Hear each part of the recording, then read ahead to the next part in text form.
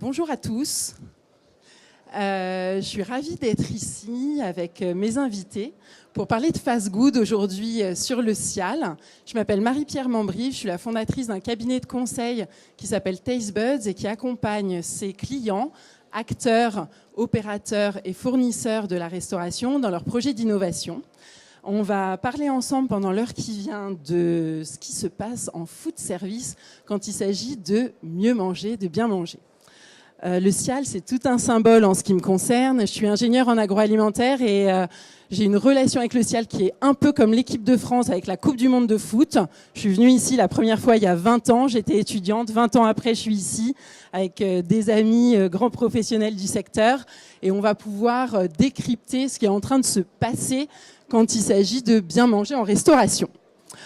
Si vous êtes promené sur le Cial et tout particulièrement dans cette partie qu'on appelle l'Alternative Food Forum, il ne vous aura pas échappé qu'il y a une grande mutation qui est en train de se produire quand on parle d'alimentation.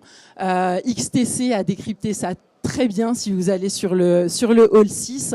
On a des consommateurs qui sont à la recherche de plus de sens, de plus de naturalité dans leur consommation, sans oublier le goût. Et tout cela passe par les produits de grande consommation, mais aussi par ce qui se passe dans leur consommation hors domicile. Donc, je suis accompagnée aujourd'hui de 3 experts pour décrypter tout ça.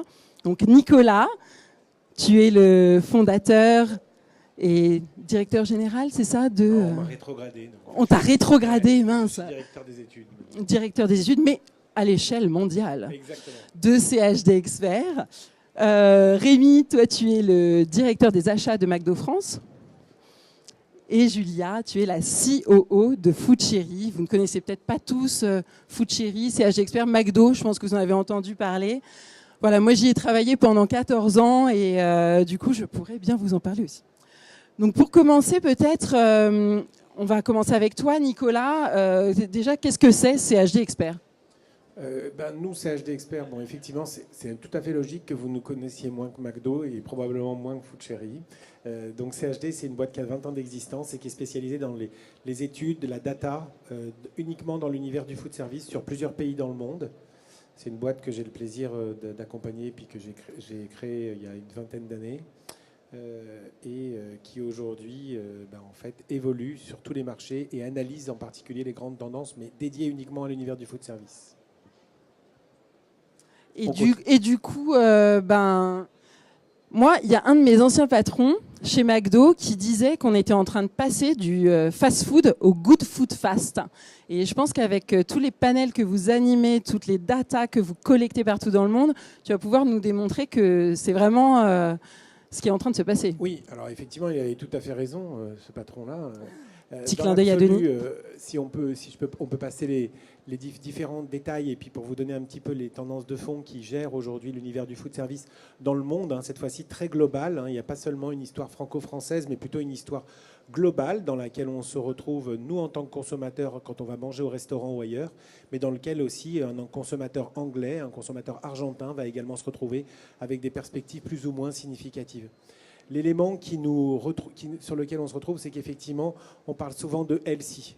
Le healthy, c'est quelque chose qui se gravite tout autour de l'endroit de ce hall-là, mais qui est présent aussi avec une significativité forte chez n'importe quel exposant aujourd'hui. La prérogative étant de se dire que de façon globale, à peu près 80% des consommateurs, quand ils parlent du healthy, ils font automatiquement attention à ce qu'ils mangent. C'est automatiquement l'alimentaire qui prend le pas. Dans les années 80, ça aurait pu être le sport ou ça aurait pu être d'autres prérogatives, mais c'est effectivement le healthy qui jauge là-dessus et qui domine. Et puis après, on se rajoute quand même une démarche qui est assez rigolote, au fait, aussi là-dessus. C'est la notion de healthy qui peut aller mener jusqu'à une dimension très, très large qui va jusqu'à la dimension d'aujourd'hui être végétarien. Être végétarien, est-ce que c'est healthy ? Oui, probablement, mais ce n'est pas que ça. Mais ce qui est intéressant, c'est quand on regarde aussi cette dimension, c'est que être healthy, c'est toute une philosophie. Aujourd'hui, vous avez 8% des consommateurs français qui pensent être végétariens. Et quand vous triturez, puis quand vous grattez, vous vous rendez compte que ce n'est pas le cas. Mais en tout cas, ils sont rentrés dans cette dynamique-là. La dynamique de penser que la viande, et puis que d'autres protéines sont à éliminer petit à petit de leur consommation. Donc ça, c'est une première réalité. Ce qu'on note, c'est qu'effectivement, il y a des grandes tendances de fond qui démarquent ce fast-good et qui donnent un petit peu une illusion, en tout cas des réalités autour desquelles le consommateur gravite. Premier, c'est la transparence. Aujourd'hui, un consommateur hors domicile, il a besoin de transparence. Ça a été créé petit à petit au fur et à mesure de la législation qui a poussé le consommateur à s'inquiéter de plus en plus à ce qui arrive dans l'assiette, dans son restaurant ou dans sa boulangerie. Et puis ça va de façon significative des ingrédients jusqu'à aujourd'hui la notion de ce qu'on appelle du sustainable, de développement durable, qui est aujourd'hui l'illustration la plus significative de ce fast-good. La transparence, c'est quoi aujourd'hui? C'est je veux savoir si mon sandwich en boulangerie-pâtisserie, eh bien en fait je veux savoir comment il a été fait et je veux voir la personne qui le fait. Je veux savoir aujourd'hui en fait, comment cuisinent nos restaurateurs en ayant une vitre transparente qui me permet de voir le chef de cuisine travailler. Ça, c'est de la transparence. Ensuite, je veux connaître les ingrédients qui sont utilisés et je veux savoir en fait, si finalement il y a des teneurs ou des additifs que je souhaite éliminer, même si en tant que consommateur, j'ai absolument rien compris à la façon dont on peut rajouter des additifs ou à l'intérêt de ce que peut représenter un ingrédient que je vais qualifier de malin par rapport à un ingrédient que je vais qualifier de sain. Cette transparence, elle rend le cercle de l'univers du food service extrêmement vicieux et très compliqué dans l'univers des industriels et des fournisseurs sur cette réalité-là. C'est qu'effectivement, au départ, je veux de la qualité. La qualité n'a jamais été un standard que le consommateur exige et qui ne cesse de progresser au quotidien. Et donc, du coup, si je veux de la qualité, je veux des insights, ou du moins des images de faits maison qui doivent arriver. Et puis, si je veux du fait maison, je veux des choses qui viennent de produits bruts, idéalement exempts de tout ajout industriel. Ça devient complètement dingue. Et puis, je vais plus loin. Maintenant, je veux carrément ce qu'on appelle du farm to table. C'est-à-dire, en fait, je veux avoir l'impression que le produit qui m'est déposé dans mon assiette sur ma table m'a été directement déposé avec la main délicate d'un agriculteur ou d'un producteur qui m'a amené directement le produit. C'est cette tendance de fond qui pousse le fast-good.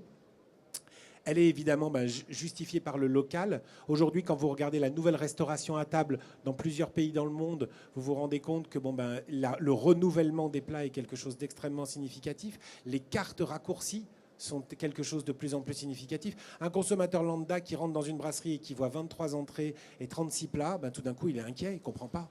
Hier soir, j'étais dans un restaurant qui fait des gyoza à Paris, sur le passage des Panoramas. Magnifique. C'est un restaurant qui, depuis 6 ans, n'a qu'un plat à sa carte, des gyoza au porc. Et après, on a même l'illustration aujourd'hui sur plein de restaurations saines. Et d'ailleurs, Food Chéri vous justifiera aussi cette réalité-là, le renouvellement des saisons, le fait de coller avec les réalités de la vie, c'est quelque chose qui touche beaucoup le consommateur. Pour autant, ça ne veut pas dire pour autant que la brasserie qui a 13 plats n'a forcément pas des velléités et des règles à respecter. Mais en tout cas, ça génère de l'inquiétude. Donc, effectivement, cette dimension locale va jusqu'à cette optique-là. On rajoute aussi une notion d'éthique, c'est quelque chose aussi de complètement nouveau. Le consommateur, tout d'un coup, souhaite qu'on respecte certaines valeurs. Et puis l'opérateur, le restaurateur, il a aussi cette réalité d'éthique, ce professionnel, de se dire moi aussi, je veux respecter une certaine philosophie, une philosophie alimentaire, puis une philosophie de service à destination de mon consommateur. C'est quelque chose qui est quand même relativement nouveau. L'éthique, le durable, l'écologie, c'est quelque chose qui intéresse des consommateurs à partir du moment où on est dans une situation de prospérité économique. Grosso modo, quand le pays va très mal, on ne s'inquiète pas tellement du plastique et du recyclage du plastique au quotidien. Quand le pays va mieux et quand on est dans une situation de prospérité, on revient quand même sur des réalités qui, justement, drive aujourd'hui le fast-good aujourd'hui. Et effectivement, cette notion de sustainability, de développement durable, c'est quelque chose de dingue. On n'aurait pas imaginé ça il y a à peine 5 ans dans l'univers de la restauration française. Pour autant, c'est un axe de communication très fort pour beaucoup de restaurateurs et pour beaucoup de chaînes de restaurants parce qu'ils ont l'opportunité aujourd'hui d'accompagner en fait, le consommateur et de lui dire on tient compte de votre santé, on tient compte des produits healthy qu'on vous met à disposition et puis on fait progresser le monde et on fait progresser la nature. Et donc, du coup, le fast-good, c'est quoi? C'est la démocratisation aujourd'hui du healthy.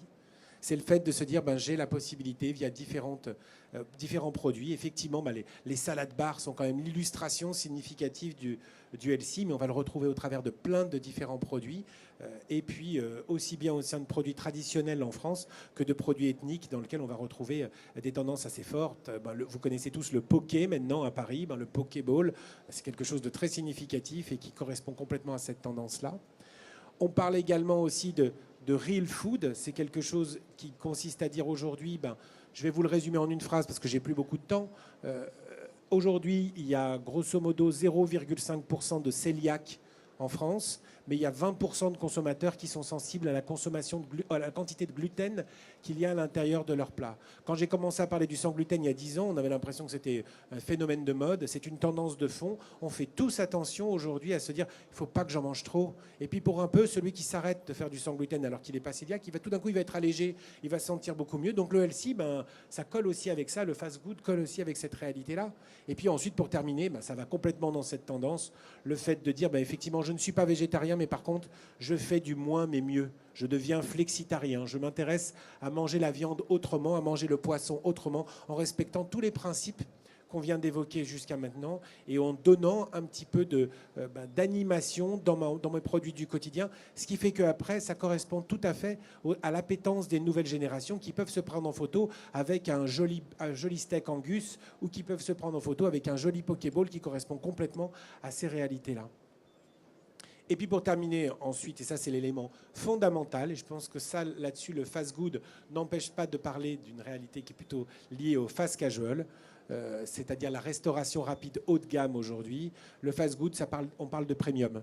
Le premium, il appartient à chacun d'entre nous. Le premium, c'est plus le premium des années 80 où j'allais manger dans un 3 étoiles Michelin et je disais regarde le plaisir que j'ai pu m'accorder. Le premium, en fait, c'est une bière craft qui coûte 1 euro plus cher que la bière traditionnelle. Le premium, c'est un steak sur lequel je rajoute un produit additionnel, un fromage avec une nature spécifique, des légumes avec des produits spécifiques. J'ai payé 1 euro de plus. Le premium, c'est du lait de soja que je vais rajouter dans mon cappuccino et je vais payer 1 euro supplémentaire. Voilà, je termine juste avec 2 points parce que je sais qu'on n'est pas très loin de mon timing. Effectivement, le fast casual, cette restauration rapide, elle est très significative et elle est très porteuse de cette réalité de fast good. Ce sont aujourd'hui toutes ces chaînes émergentes qui sont en train de progresser sur le marché et puis aussi plein de concepts un peu nouveaux et porteurs. Et effectivement, le fast casual aux États-Unis, ça progresse énormément, mais de façon un peu plus linéaire, parce que ça fait 10 ans que ça existe. En France, ça progresse de façon délirante aujourd'hui, parce qu'aujourd'hui, tous les points de vente vont dans cette dimension de qualité, en particulier dans la restauration rapide. Et voilà 2 illustrations que je vous invite à regarder. Dans Paris, un concept qui s'appelle Wild and the Moon, qui est en train de se développer de façon assez significative. On se demande même à des endroits s'il y a des consommateurs qui pourraient rentrer à l'intérieur. Il y en a dans le 12e, par exemple, pas loin de chez moi, et je me demande qui vient y manger. Et pourtant, ça correspond à une vraie velléité avec des jus, avec des propositions hyper healthy qui correspondent aujourd'hui aux attentes des consommateurs. Et puis, le dernier, un exemple de concept américain, uniquement 26 unités pour les États-Unis. 26 unités, c'est comme si c'était un point de vente indépendant. Donc, grosso modo, ça donne quand même une réalité de se dire, effectivement, là, je travaille le veggie sous toutes ses formes, avec un cadre épuré et avec toute une atmosphère qui correspond au fast-food. Donc, effectivement, Marie-Pierre, la logique étant de se dire oui, on est passé à l'ère du fast-food, elle appartient à tous les univers, à toutes les activités, à toutes les chaînes, quelles qu'elles soient, à tous les établissements indépendants, à toutes les propositions, et elle repose sur les insights qu'on vient de voir. Merci Nicolas.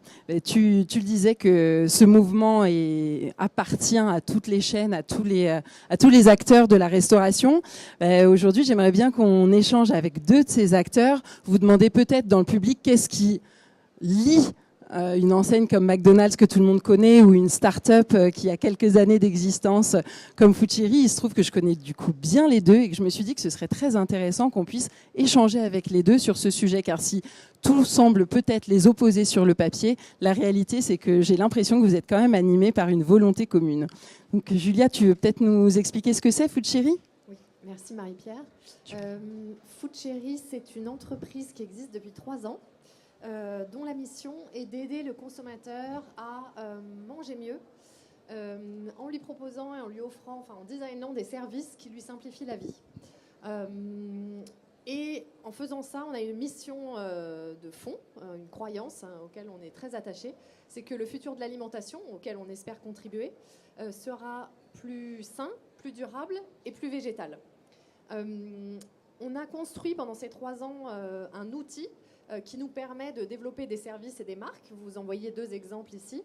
On a une cuisine centrale qui fait 450 mètres carrés, qui est aux portes de Paris, à Montreuil. On est en train d'en construire une autre qui fait 2500 mètres carrés, un peu plus loin de Paris. Donc on produit tous les jours des milliers de repas, nous-mêmes, à partir de produits bruts. On parlera de notre approvisionnement après. en faisant hyper attention à ce qu'on met dans les barquettes, puisque c'est des plats qui sont préparés, mis en barquette et livrés chez les clients. On a un siège central avec un travail, une mission en fait qui est d'être un très bon e-commerçant, puisque nous n'avons pas de point de vente, donc on ne communique avec le consommateur que via des applications ou des sites internet. Et donc on a toute une équipe de tech, de marketeurs, de data scientists qui travaillent pour vendre via internet comme un e-commerçant. Et on a un troisième métier, c'est la logistique, puisque quand on dit qu'on livre aux clients, évidemment, il faut gérer cette logistique, que ce soit la logistique du dernier kilomètre parce qu'on livre à vélo, ou de la logistique plus complexe en s'aidant de prestataires via Chronofresh. On a 2 marques. La première a été lancée il y a 3 ans, en avril 2015. Elle existe à Paris, dans le Grand Paris. On livre tous les jours plusieurs milliers de repas, principalement dans des bureaux. Le marché s'est développé comme ça. Donc on livre des repas on demand. Des gens peuvent commander. 30 minutes plus tard, ils seront livrés avec ce qu'ils ont choisi dans les bureaux. On ouvre à Lyon bientôt. Et on a lancé une deuxième marque en janvier dernier qui s'appelle Season.fr. C'est le premier abonnement de plats frais, donc complètement préparés, mais ultra frais, qui vous est livré chez vous une fois par semaine. Vous n'avez plus qu'à réchauffer, avec les mêmes exigences de qualité, c'est-à-dire complètement clean, sans aucun additif, à partir de produits bruts et fabriqués maison. Voilà nos 2 marques. J'espère que c'est merci. Merci. Et du coup, toi, Rémi, je pense que vous avez tous déjà entendu parler de McDo dans le public, non ? Bon, en tous les cas, McDo, tout le monde connaît, mais finalement, qu'est-ce que c'est McDo en France ? Je pense que l'envers du décor, peu de gens ont la chance de le connaître. Raconte-nous, Rémi. Merci Marie-Pierre. Donc effectivement, quelques chiffres sur McDonald's en France aujourd'hui. Donc c'est un peu plus de 1400 restaurants. On a qui sont opérés par 300 franchisés, des opérateurs indépendants. On sert un peu moins de 2 millions de clients par jour en France. Et effectivement, on y reviendra, on a un sourcing. On est aujourd'hui à 3/4 de nos achats qui sont faits auprès de l'agroalimentaire français. D'ailleurs, beaucoup de fournisseurs sont représentés au SIAL aujourd'hui. On a 3 filières principales dont on parlera tout à l'heure. Donc, évidemment, le blé pour nos petits pains, le poulet, les pommes de terre pour les frites, le bœuf et la salade. Mais avant de parler de l'offre alimentaire, puisqu'on y reviendra dans quelques instants, l'évolution et mieux répondre aux demandes des consommateurs, c'est l'offre alimentaire, mais c'est aussi les décors. Et donc, vous voyez sur la photo de droite les nouveaux restaurants McDo. On est en train de déployer ce genre de concept. En fin de l'année prochaine, 2019, on aura terminé. Et donc, les 1400 restaurants seront comme ceci. Vous voyez à droite un salad bar, on y reviendra aussi. Et puis, la révolution, c'est qu'on parlait de la fin du fast-food à l'ancienne. Vous voyez que le comptoir, qui était un peu le symbole du fast-food, est en train de disparaître et que notamment les hôtesses et les équipiers viennent servir à table, puisqu'aujourd'hui, dans 90% de nos restaurants en France, on est servi à table. Et le mieux manger, c'est aussi ça, c'est venir en famille chez McDo, avoir un repas complet et se faire servir à table par des équipiers qui ont franchi le comptoir qui était le symbole du fast-food. Oui, alors du coup, si je vous entends tous les deux, vous m'avez beaucoup parlé de sourcing, qu'on soit le leader de la restauration rapide en France et dans le monde, ou qu'on soit une start-up très engagée qui n'a que 3 ans d'existence. En fait, il y a un vrai parti pris sur le choix des fournisseurs, le choix des origines, la formulation des produits. Mais quand on est une enseigne qui est née aux USA, mais qu'on a 1400 restaurants en France, où est-ce qu'on source ces produits, quels sont les choix qu'on fait. Moi, quand j'ai commencé chez McDo il y a quelques années, j'imaginais que tout venait surgelé des États-Unis, que les Big Mac arrivaient déjà assemblés dans les restos, mais en fait, c'est pas du tout ça. Non, alors c'est pas le cas. Le Big Mac surgelé qui vient par bateau n'existe pas. Donc on a la chance effectivement. Alors, je vais vous donner. On a la chance effectivement d'être dans un pays agricole et agroalimentaire fort. Donc aujourd'hui, que ce soit au niveau agroalimentaire ou au niveau agricole, 75% de nos achats sont faits en France. Et on a cette particularité, donc ça a été les thèmes des États généraux de l'alimentation depuis maintenant plus d'1 an, d'avoir une politique d'achat vertueuse qui est basée sur ces 2 piliers, avec d'une part de la contractualisation avec le monde agricole. Vous allez voir, c'est un peu loin de notre sujet, mais on va y revenir, puisque la contractualisation de long terme, dont permettent des revenus donner de la visibilité aux agriculteurs sur 3 ans. On a été les premiers à signer des contrats de 3 ans sur le blé, par exemple, permet ensuite de demander des cahiers des charges exigeants sur l'agroécologie. Alors on était sur la traçabilité, la sécurité alimentaire, on va dire dans l'ancien monde, c'était dans les années 90-2000, et puis depuis 2010, on a une stratégie agroécologique 2010-2020 dont on est dans la réduction des pesticides, dans le bien-être animal, et c'est justement par cette rémunération et cette visibilité qu'on offre aux agriculteurs qu'on peut les emmener avec nous dans ces démarches environnementales de long terme sur la partie agroécologique. Des vrais partenariats avec ces fournisseurs dont beaucoup sont exposants sur le Cial. J'ai eu grand plaisir à les recroiser. Moi, j'ai le souvenir d'avoir développé des produits quand j'étais chez McDo avec des cahiers des charges très stricts sur le sourcing des matières premières, sur la formulation, sur le cadre nutritionnel. Du coup, parler d'un sourcing de qualité, développer des produits de qualité chez McDo, ça veut dire quoi?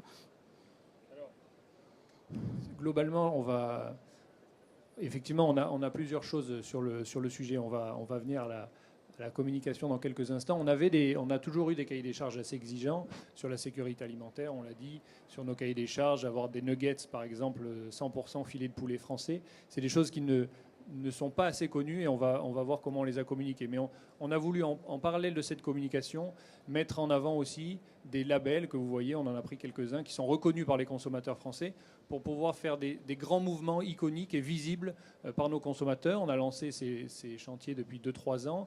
Donc c'est ce virage. On a parlé du food bashing, on a parlé du questionnement qu'ont les consommateurs, on a parlé de la montée en gamme. Et c'est ce qui nous a permis de lancer quelques exemples que vous voyez là. Donc une gamme signature avec du charolais et un fromage fonte d'Ambert AOP, des ailes de poulet label rouge. On travaille avec des éleveurs de louets pour nos œufs. Voilà, j'en passe. Mais donc il y a eu un gros, et puis on en a quelques-uns qui arrivent pour l'année prochaine, mais que je ne vais pas dévoiler aujourd'hui.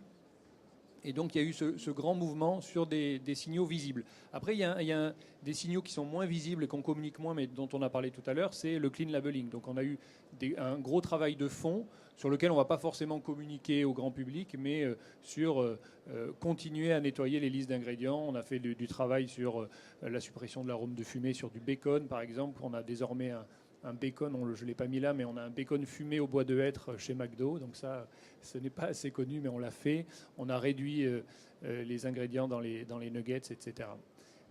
Et puis surtout, ce qui est important dans ces sujets-là, c'est le faire et le faire savoir. Parce qu'on s'est rendu compte notre communication corporate des années 2000, qui fonctionnait bien à l'époque, fonctionne moins dans les années 2015, depuis 2015, notamment sur nos cibles jeunes.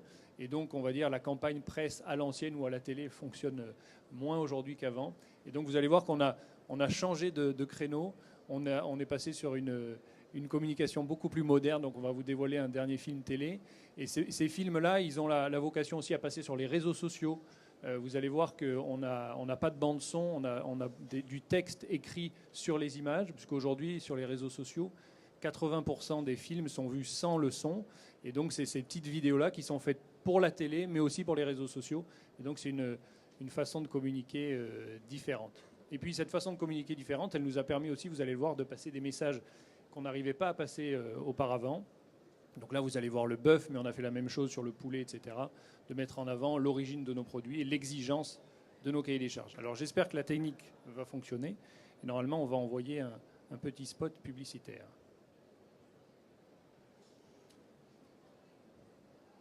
Ou pas. Je vais faire sur le Tintin. En 2018, il y a toujours des petits qu'il faut faire à la main.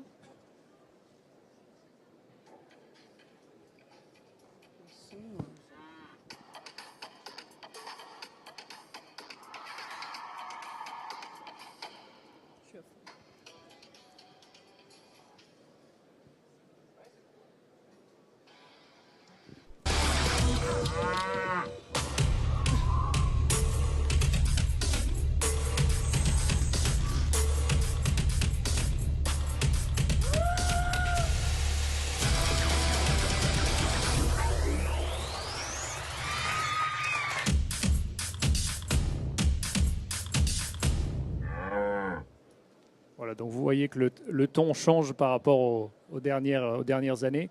Et c'est des vidéos qui font quelques millions de vues en 2 ou 3 jours sur Internet. Voilà. Et qui illustre bien ce que tu disais sur la premiumisation et la transparence. Alors vous, chez Food Chéri, vous n'avez pas encore autant de fournisseurs, vous n'achetez pas autant de... On a eu du mal à voir le son, maintenant on l'a bien. Mais vous, quand on regarde votre site internet, on voit que vous êtes très engagé en ce qui concerne le choix de vos matières premières et vos formulations de produits. Oui, alors notre mission, comme je vous le disais, c'est faire mieux manger les gens. Donc faire mieux manger les gens, un des premiers leviers de travail, c'est évidemment la qualité des ingrédients qu'on met dans les barquettes. Donc depuis 3 ans, on a fait effectivement un gros travail pour proposer des plats qui sont plus durables, plus goûteux, plus sains et plus clean. Parce que, en fait, faire mieux manger, ça a un impact sur la santé, mais ça a un impact aussi sur la société, sur l'économie, sur l'environnement. Et en fait, à chaque fois qu'on fait quelque chose, qu'on choisit un ingrédient, on essaye de prendre tout ça en compte.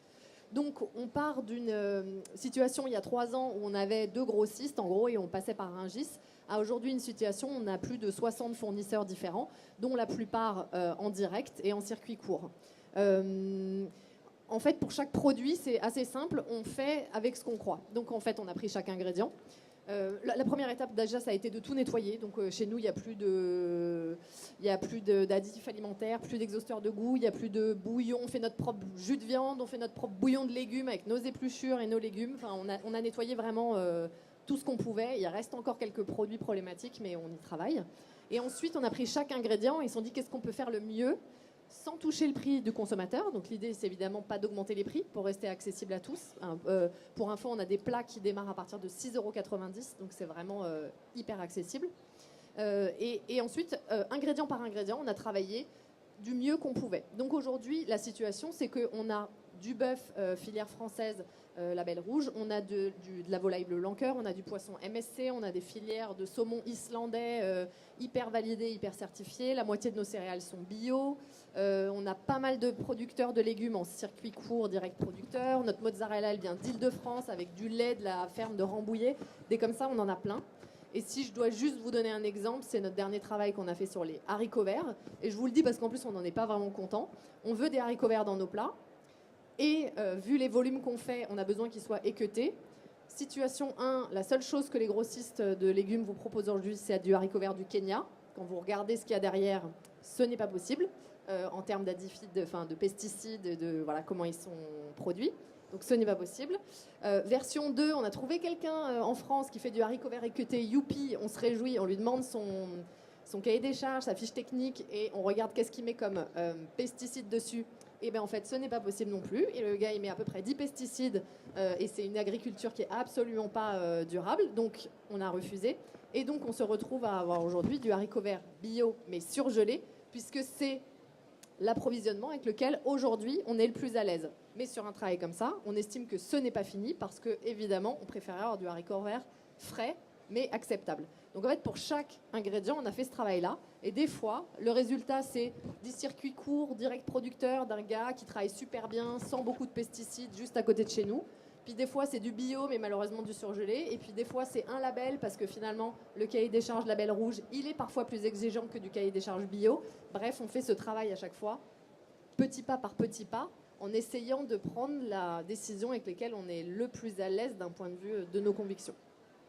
Merci, je pense que ça reprend bien ce que tu nous disais. Nicolas, tu as d'autres exemples en tête de démarches vertueuses ou d'enseignes engagées? Alors, il y en a plein. Le problème, c'est qu'il y en a plein des exemples. Et en fait, je pense qu'on pourrait répondre... Déjà, en donnant des exemples, je vous donne 2-3 exemples sympas, rigolos. Une enseigne, par exemple, qui s'appelle Naf Chicken, qui est au Koweït et qui produit des poulets. Bon, bien entendu, c'est un lieu de consommation très important, mais sur des fermes qui leur appartiennent et sur lesquelles ils élèvent leurs propres poulets. Une enseigne italienne qui s'appelle Ask Italian. C'est très difficile d'imaginer que des enseignes italiennes soient très impliquées sur ce sujet, qui fait une infographie pour détailler exactement tout ce qu'elle met à disposition de son consommateur. Du lait anglais, elle fait travailler les fermes anglaises, du recyclage de leurs produits, toute une notion de principe. Ce qu'il y a d'intéressant, c'est de voir le parallèle, et je me permets juste de faire ce commentaire-là, dans la philosophie. D'abord, on a une philosophie de restaurateur et puis on a une philosophie de consommateur qui se retrouvent. cette idée de sourcing, je peux même d'ailleurs vous donner aussi un exemple. Dans Paris, vous pouvez aller visiter une enseigne qui s'appelle Source. Ils ont 2 points de vente, c'est très rigolo puisque ça repose que sur ça. Mais en fait, cette idée de sourcing, elle a 2 axes pour l'opérateur.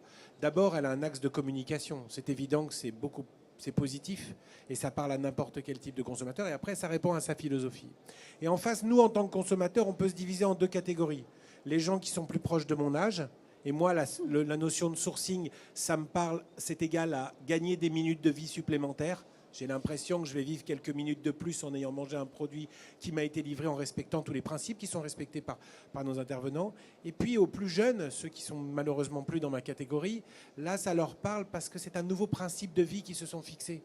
C'est pas seulement qu'ils se sont dit, tiens, je veux manger healthy. Ils se sont dit, je veux manger en rejetant une vision de l'industrie que je réfute aujourd'hui. Et toute cette dimension-là de sourcing, elle va à la fois apporter du réconfort aux consommateurs, mais également en fait, des perspectives de croissance pour les opérateurs. Et puis ces consommateurs qui soient un peu plus jeunes que toi ou qui soient de ton âge, je pense qu'ils sont un peu multiples et qui vont un jour chez McDo, l'autre commander du Food Cherry pour leur bureau et puis aller peut-être de temps en temps chez Wild and the Moon où visiblement toi tu ne vas pas. Ça c'est le dernier sujet. Bon, on pourrait rajouter déjà de dire malheureusement oui il y a des gens qui sont plus jeunes que toi, il faut accepter le principe. Mais en revanche le deuxième sujet qui est intéressant c'est de dire il n'y a jamais eu aujourd'hui en France, en Europe, aux États-Unis autant de solutions de restauration le midi à disposition du consommateur. Il n'a jamais eu autant d'occasions, le consommateur, de virevolter entre des multiples solutions. Tout ce qu'on voit ici, c'est l'illustration pour rendre un consommateur loyal. Mais un consommateur fidèle, ça n'existe plus. C'est la volatilité aujourd'hui qui drive tous nos axes de consommation. Et si les réseaux sociaux et si la beauté des produits qui sont mis à disposition par certains acteurs peuvent convaincre, ça va réduire, ça augmentera la loyauté, mais il y aura toujours une volatilité intense. C'est sûr. Mais du coup, permettre aux consommateurs de mieux manger quand on est un opérateur du food service, c'est sourcer de bons produits, mais c'est aussi les assembler dans des menus où il y a du choix. Donc Julia, quand on pense à Food Cherry, quand on pense au menu que vous proposez, moi je vois tout un tas de choix appétissants, beaucoup de végétal. Raconte-nous comment vous construisez cette carte et ce que vous y offrez. Alors le point central de la façon dont on fait la carte, c'est déjà qu'il faut qu'elle change le plus souvent possible. On observe chez les clients une lassitude hyper rapide et quand on leur propose des nouvelles recettes, en tout cas ce qu'on observe chez nous, en 3-4 fois, ça y est, ils l'ont déjà assez vu, ils ont envie de nouveautés. Donc nous, chez Food Cherry, on a une cellule R&D, donc des gens qui ne sont là que pour développer des nouvelles recettes. Encore et encore et encore, en cherchant les dernières tendances, en prenant des choses de tous les pays du monde, en prenant les tendances qui viennent des États-Unis ou d'ailleurs, et qui donc renouvellent la carte de façon hyper régulière. Donc la carte, elle change tous les jours. Vous n'aurez pas la même chose aujourd'hui et demain. Et vous avez chaque semaine des recettes complètement nouvelles. Donc ça, c'est un petit focus sur un bout de notre carte de la semaine prochaine. Un des points importants, c'est comme je vous le disais, puisqu'on croit que l'alimentation de demain sera plus durable et plus végétale, et la moitié de notre carte est végétarienne. Pas parce qu'il y a la moitié des gens qui sont végétariens, mais parce qu'il y a vraiment de plus en plus de gens qui se disent qu'ils veulent réduire leur consommation de viande. Et donc là, quand nous, on fait ça, la conviction profonde qu'on a, c'est que dans quelques années, alors lequel, je ne sais pas ce que c'est, est-ce que c'est 5, 10, 15, 20, je n'ai pas d'idée, mais de la viande, il n'y en aura vraiment plus beaucoup. Ou en tout cas, on ne pourra plus vraiment beaucoup en manger comme on veut. Donc, dès maintenant, il faut s'y résigner. Et résigner, ce n'est pas un bon mot, parce qu'en fait, l'alimentation végétale, c'est super. Il y a vraiment beaucoup de goût. Il y a plein de choses à faire. Il y a plein de légumes qu'on ne connaît pas à découvrir, de céréales qu'on ne sait pas bien utiliser. Et nous, notre mission à la R&D, c'est ça, c'est de faire que 50% de notre carte soit végétarienne, mais que quand vous choisissiez, vous ne soyez pas en train de regarder si c'est végétarien ou pas. Vous regardez les photos, le truc qui vous plaît, le nom vous plaît, c'est ce que vous avez envie de manger. Vous le prenez, il s'avère que c'est végétarien et vous n'êtes pas posé la question. Et c'est déjà ça de gagner aujourd'hui. Et dans 15 ans ou dans 20 ans, quand vous aurez beaucoup moins le choix et que malheureusement la consommation de viande sera dans une situation encore plus compliquée, eh ça ne sera pas un compromis pour vous, mais ça sera un plaisir parce qu'on espère avoir contribué à vous faire aimer l'alimentation végétale. Donc, et je dis ça, et en plus notre conviction à date, c'est qu'on ne fait aucun plat où il y a de la fausse viande. Donc on n'utilise pas aujourd'hui des produits texturés, des émincés végétaux ou des trucs comme ça. Ce n'est vraiment que des produits bruts avec des légumes qui sont ce qu'ils sont et qu'on n'essaye pas de masquer ou de cacher dans d'autres choses. Voilà. Super, merci. Et offrir du choix, du coup, chez McDo, ça se traduit comment? Moi, je me souviens d'avoir participé il y a quelques années au lancement des grandes salades repas, des sachets de fruits à croquer, plus récemment des wraps. Chez Food Chéri, 50% de la carte végétale. Est-ce que demain, chez McDo, il y aura 50% de la carte qui sera végétale? Alors, les quelques images que j'ai prises là, ça va très très vite. Donc, il y avait déjà beaucoup de choses. On a parlé du wrap, on peut parler du wrap, on peut parler de salade qui existait depuis longtemps, mais le virage qui est pris et qui se renforce très fort, vous voyez trois exemples assez symboliques. Le salad bar, donc effectivement, vous avez vu la photo tout à l'heure, et ça rejoint le côté préparé devant vous. Le principe du salad bar, c'est une salade qui est préparée devant vous, que vous voyez et au comptoir sous vos yeux. Ce salad bar, il est en cours de déploiement sur l'ensemble de nos restaurants et il se développe et les ventes sont très très bonnes. On va communiquer dessus parce que je crois que la notoriété est assez faible. Je ne sais pas combien le savaient qu'on avait des salad bars chez McDo, donc on a un petit travail de notoriété à faire, mais c'est un gros pilier qui est en train de bouger et qui bouge très très fort. Ensuite, au milieu, vous le voyez, c'est un burger veggie qu'on a lancé en octobre 2017, qui a fait pas mal de buzz, qu'on vient de relancer au mois de juillet avec son wrap, sa salade, etc. Donc il y a des choses pareilles que je ne peux pas dévoiler mais qui arrivent en 2019. Donc l'offre veggie chez McDo est vraiment en train de se développer. Et puis ça se retranscrit aussi au travers des desserts. Vous voyez des pommes. Aujourd'hui, la moitié des fruits qui sont vendus chez les enfants dehors de la maison sont vendus chez McDo. On vend plusieurs millions de fruits par an. On est à peu près à 25 millions de sachets de fruits donnés chaque année aux enfants dans le Happy Meal. Et ça, c'est un point important parce que la diversité, c'est pas juste de la diversité pour faire semblant. Aujourd'hui, c'est un quart des menus enfants vendus avec un fruit. Et quand on regarde les kilocalories, donc l'apport nutritionnel d'un Happy Meal aujourd'hui en France, c'est inférieur aux recommandations du PNNS. Donc on est sur une réalité, c'est-à-dire une diversité de l'offre qui change très très vite et qui est en adéquation avec les demandes des consommateurs. Mais d'autres choses à venir l'année prochaine. Donc ça se végétalise. Et cette végétalisation des menus, on peut dire, Nicolas, qu'on n'est plus de l'ordre du signal faible. Là. Même si on a encore peu de végétariens et végétaliens réels dans nos pays. Tu parlais tout à l'heure du flexitarisme, on y vient, quoi. En fait, on est d'abord dans le moins mais mieux qu'on a évoqué. On voit bien que la salade se démocratise de partout, hein. On pourrait mentionner aussi des enseignes d'épicerie de proximité qui se sont hyper bien positionnées sur ce sujet, et pas qu'en France, hein. On a l'exemple français récent, mais ça se positionne de partout. Non, ce qu'il y a surtout, c'est en fait la perception du consommateur qui est amusante. Là, on a évoqué 8% de consommateurs qui s'estiment végétariens. Je pourrais vous évoquer aussi 2% de consommateurs français qui se déclarent véganes.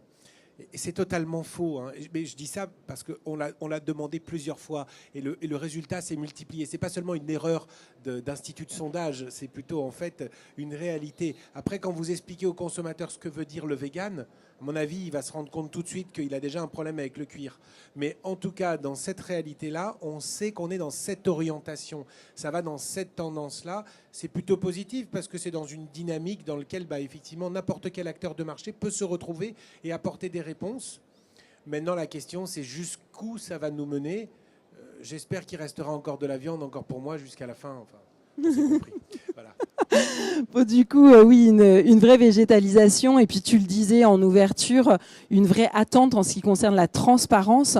Alors moi, je me souviens, pour avoir contribué à sa mise en place, que McDo a été parmi les premiers à communiquer sur les valeurs nutritionnelles de ses produits, par exemple, alors que c'est pas du tout une obligation dans le food service. Quand on est leader sur son marché, comme McDonald's, Rémi, est-ce qu'on n'a pas un devoir d'être pionnier sur tous ces sujets-là de transparence ? Oui, alors j'ai pris, vous voyez, deux images, deux exemples. On va commencer par le maillon agricole. On parlait de transparence. C'est vrai que l'ouverture des filières agricoles, les consommateurs sont en recherche de sens. On a ouvert pour la première fois nos filières en 2002. Mais il y a des gens comme Fleury Michon, venez visiter, venez vérifier, qui ont fait des très très belles choses sur le sujet. On a lancé, nous, pour notre part, les Big Visites. Qui est l'objectif, c'est de faire découvrir pas que à des familles, mais aussi à à des youtubeurs, à des influenceurs des réseaux sociaux de faire découvrir les filières différemment avec un ton un peu décalé. Donc c'est ce qu'on est en train de faire dans les big visites. Et je crois qu'il y en a une aujourd'hui d'ailleurs, puisqu'il y a des consommateurs français qui sont en train de visiter la filière œuf de McDo chez les fermiers de Loué. Voilà, donc on est en live. Et puis sur la droite, vous voyez un exemple de nos informations nutritionnelles, effectivement, qu'on a mis en place il y a 12 ans maintenant, en 2006, qu'on fait évoluer au fur et à mesure des tendances. Elles sont, par exemple, alors ça c'est celle sur la boîte, mais aujourd'hui vous commandez plutôt sur une borne chez McDo ou sur votre ordinateur ou sur votre téléphone portable. Et donc directement au moment où vous cliquez, vous pouvez aller choisir d'aller voir toutes les informations nutritionnelles ou de filtrer si vous êtes allergique ou si vous voulez du sans gluten. Même si vous n'êtes pas allergique, vous pouvez choisir sans gluten. Et puis le menu de McDo se filtre automatiquement sur base de vos allergènes. Chez vous aussi, c'est très digital en ce qui concerne l'information, vu que tu le disais, tout se passe par des commandes en ligne. Et côté transparence, on est servi aussi chez Foodcherry. Oui, alors nous, notre conviction, c'est qu'il ne faut pas attendre que les consommateurs demandent une information avant de leur donner. Et que, comme on veut faire changer les mentalités et la façon dont les gens mangent, il faut pour l'instant en donner plus d'informations parce qu'il y a certaines informations qui feront se poser des questions aux consommateurs. Donc on a un gros boulot pédagogique et qu'on assume. Sur les réseaux sociaux, on communique énormément sur ce qu'il y a dans nos markets, comment on les fabrique, avec qui on les fabrique et tout ça. Et du coup, là, effectivement, vous voyez un résultat de ce qu'on donne comme information sur notre site internet, sur un produit donné. Donc évidemment, vous avez tous les ingrédients, vous avez tous les allergènes, vous avez toutes les informations nutritionnelles, les calories, le poids. Nous, on a choisi d'utiliser le Nutri-Score, qui est un marqueur qu'on trouve hyper intéressant parce qu'il va au-delà justement des calories et il est beaucoup plus riche que juste les informations nutritionnelles. On a, je crois, 80% de nos plats qui sont en A ou en B. Et on le suit, nous, quand il y a des recettes qui passent en D ou en E, elles sont éliminées systématiquement. Et vous avez, on travaille avec une start-up qui s'appelle Étiquetable qui nous fournit ces informations. Vous avez le pourcentage d'ingrédients français, le pourcentage d'ingrédients labellisés, le pourcentage d'ingrédients de saison. Vous avez même le bilan carbone de votre plat qu'on estime à partir de qu'est-ce qu'on a mis dans les barquettes, chaque ingrédient, il vient d'où, comment on l'a acheté. Donc c'est un énorme boulot pour nous de data, en fait, de rentrer toutes ces informations, ingrédient par ingrédient et plat par plat. Mais on pense que c'est utile. Et quand je vous parle d'empreinte carbone, c'est pas pour rajouter sur l'angoisse ambiante de ces derniers jours sur le climat, mais vraiment, ça y contribue. Et nous, quand un consommateur il prend un plat de bœuf contre un plat veggie, on a envie qu'il sache qu'il y a 4000 grammes et quelques de carbone pour le plat de bœuf et que 600 et quelques grammes pour le plat veggie, parce que ça participe à une prise de conscience collective de quand on mange et quand on consomme, c'est quand même un acte qui a un impact aujourd'hui sur la planète. Je pense qu'on l'a tous compris, mais voilà. Nous, les informations qu'on donne, elles sont là aussi pour participer à ce mouvement-là. Merci. Il y a pas mal d'exemples qui vont dans ce sens-là. Tu parlais tout à l'heure, Nicolas, de Source, par exemple, qui est sur Paris. Je ne sais pas si vous connaissez cette enseigne. Si tu veux nous en dire un petit peu plus.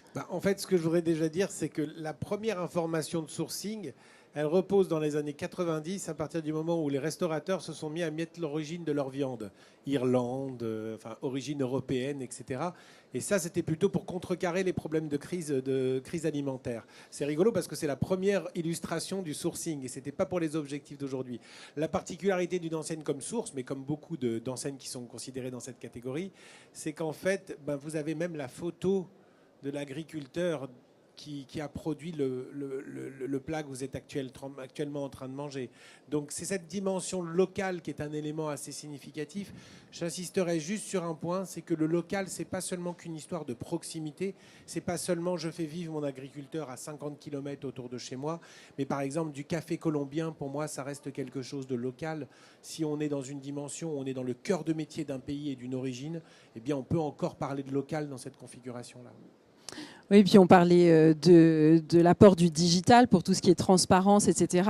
On pense à des enseignes, si vous allez à Londres, par exemple, Vita Mojo, qui est une enseigne qui permet de faire ses plats sur mesure, sur une app, où on a toutes ces informations dont tu parlais, à mesure qu'on compose sa salade, et on voit comment les choix influencent aussi bien les valeurs nutritionnelles que tous ces paramètres dont tu parlais, Julia. On parle de digital. Vous avez peut-être sur vos smartphones des applis qui vous permettent d'avoir des informations sur les produits que vous achetez en grande conso. Est-ce que vous pensez que demain, les consommateurs vont arriver avec des apps et auront envie de tout savoir sur ce qu'ils consommeront en restauration? Vous fournissez-vous de manière volontariste des infos? Est-ce que vous pensez qu'on va devoir aller tous plus dans cette direction-là? Alors moi, je peux rajouter un truc, c'est que de toutes les façons, on va être obligé de tous le faire dans l'univers du hors-domicile parce que l'État va nous l'imposer à un moment donné, c'est certain. Et ensuite, ce que je pense, c'est que dans l'absolu, le consommateur qui a besoin d'être rassuré en permanence, tout ça, c'est pour rassurer le consommateur, eh bien, effectivement, il va être demandeur. Après, maintenant, aller voir quel niveau de granularité il va aller chercher pour être le plus rassuré possible, je ne sais pas. Ce qu'on sait, c'est qu'aujourd'hui, les nouvelles générations, aujourd'hui, sont très dans l'appétence autour de ces éléments-là. Ça ira peut-être en allant vérifier l'origine, ça ira sûrement en vérifiant la notion de calories. Je ne sais pas si on ira regarder le nombre de glucides et de lipides, quoi. Oui, alors moi, nous, effectivement, on fournit des informations hyper détaillées, et je pense qu'on est un espèce de palier, en fait, là, aujourd'hui. C'est marrant parce que les évolutions de tendance se font pas toujours en fait de façon linéaire. Des fois, il arrive un truc et tu prends une grosse marche et tout d'un coup, les consommateurs se rendent tous en même temps compte de quelque chose. Il y a une espèce de prise de conscience globale. Je trouve qu'en ce moment, on est là-dedans. Et Yuka, dont t'évoquais, t'as pas dit le nom, mais c'est un peu ça, cette application géniale qui avait déjà été sous diverses autres formes, d'autres applications plusieurs années auparavant tentées. Là, c'est son moment maintenant. Et là, tous les consommateurs ont envie de l'utiliser. Je trouve qu'il y a un nombre incroyable de gens qui utilisent cette appli, mais quel que soit leur âge. C'est des espèces de signaux faibles. Il y a 3 mois, j'en entendais moyennement parler. Là, j'en entends parler presque tous les jours. Et des gens sont en train de chercher des infos. Donc, en fait, les consommateurs sont vraiment en train de creuser, de comprendre qu'on leur a caché pas mal de choses pendant longtemps, que ils ont envie de savoir, et en tout cas quand ils achètent quelque chose, ils ont envie d'assumer vraiment ce qu'ils achètent, en bien ou en pas bien. On a le droit d'avoir envie d'acheter du Nutella et on l'assume, mais dans ce cas, ils ont envie de savoir ce qu'il y a derrière. Donc oui, je pense qu'on ne reviendra pas en arrière. Je suis d'accord qu'il y a peut-être un peu trop de data, qu'il va falloir faire le tri. Tout le monde ne les comprend pas, hein. D'ailleurs, ce qu'on met là, tout le monde ne le comprend pas. On a des interactions tout le temps avec nos utilisateurs qui ne savent pas forcément tout utiliser. Mais non, mais on va dedans à fond, c'est sûr. Non, mais je rebondis sur ce dernier point. C'est vrai que c'est la quantité d'informations qui est disponible et est-ce qu'elle sera consultée ou pas, puisque donc chez McDo aussi, on a, je vous disais, toutes les informations nutritionnelles et d'allergènes qui sont disponibles. Mais est-ce que les consommateurs vont les voir et comment les faire aller voir et comprendre ces informations? Surtout, c'est la quantité des informations. On parle de big data et de blockchain. La question va être de comment lire et filtrer toutes ces informations. Je pense que du coup, vous n'allez pas vous ennuyer dans les années qui viennent. Si on essaye de résumer, finalement, le fast good, donc c'est bien sourcer ses produits, c'est créer des partenariats avec ses fournisseurs. Vous parliez de circuits courts finalement tous les deux, parce que McDo achète aussi en circuit court. On a tendance à croire que les circuits courts, c'est que des petits producteurs, mais on peut créer des relations très positives et très saines avec des fournisseurs en circuit court, même si on achète beaucoup de poulet et beaucoup de bœuf. Et ce que je comprends, c'est que c'est aussi offrir du choix à ce consommateur qui est multiple, l'informer et répondre à ses exigences de transparence finalement. Et ce que j'entends, c'est que le rôle du food service dans l'éducation et l'accès au mieux manger, il est crucial, parce qu'il y a quand même une proportion importante de repas qui sont pris hors domicile aujourd'hui, et que c'est ensemble, jeunes pousses comme Food Chéri ou gros acteurs présents depuis 50 ans sur le marché, comme McDo, pas 50 ans en France, et puis toi, t'étais pas là. Mais c'est ensemble, finalement, en allant dans la même direction, qu'on est en train de faire bouger le fast-food vers le fast-good. Merci beaucoup pour vos contributions. Merci.